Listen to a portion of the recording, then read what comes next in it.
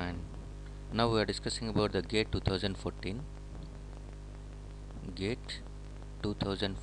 paper, and that too held on 15th February and morning session.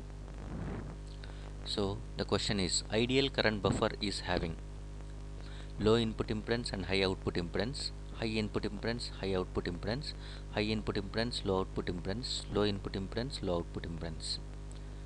And ideal current buffer is nothing but simply it is going to be current buffer is simply you can think it as current amplifier, which takes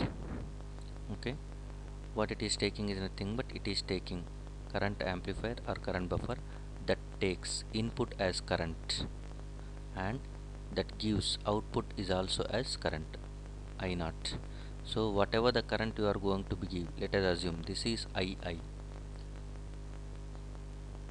Every current source will be having some internal resistance which will be in parallel with that one.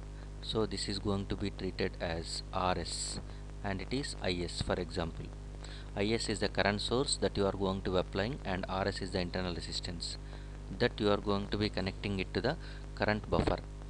Current buffer characteristics are going to be like this.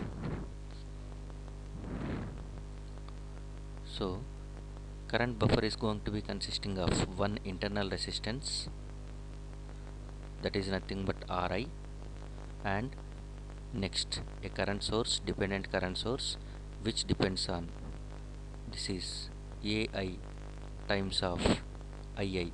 Ii is nothing but current entering into Ri, that is Ii, and this will be having it is a current source. Again remember that one, it is a current source and this current source is going to be having some internal resistance, that is R0, and it will be connected to load RL.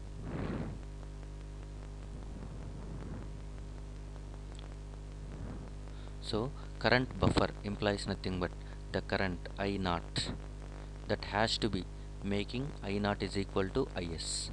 So you must make I0 is equal to Is, that is nothing but ideal current buffer. Whatever the input current you are applying to a load, that has to be same as the output current must be same as input current, that is ideal current buffer. So what conditions will make this condition true? So we know that one using current division rule, more current flows into the lower resistance side. So if you want to make total input current has to be same as source current, at that time Rs has to be very large or Ri is going to be very small. We cannot assume the condition based on Rs because Rs is going to be related to the source. The source can be anything, it can have any source resistance. What we are dealing is nothing but ideal current buffer. So we must make a condition with respect to input impedance. So Ri must be very small compared to Rs. So that is nothing but low Ri it requires. If it is low Ri, ideally Ri has to be 0, ideal value. So if it is 0, at that time total Is will be equal to, then you can say that one Ii is equal to Is. Next, that current is going to be multiplied by the current gain Ai times, and you are going to be getting a current source over here. This is the current source Ai into Ii. If you want to get the same amount of current whatever you are getting into the RL, RL is nothing but you cannot say condition depending on the RL because load can be anything, load varies also. So again you are going for the condition based on R0. If R0 is going to be very large compared to RL, at that time entire current generated is going to the load. So the value of R0 is going to be high. High R0 is required. Ideally R0 is going to be infinite.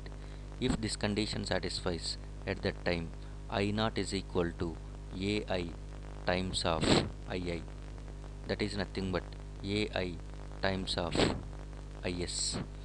Current buffer is nothing but Ai is equal to 1, so 1 into Is, which is nothing but I0 is equal to Is. This is what current buffer. So the required conditions for the current buffer is nothing but low input impedance and high output impedance. Low input impedance and high output impedance is nothing but the answer is A. So ideal current buffer should have low input impedance and high output impedance. Thank you.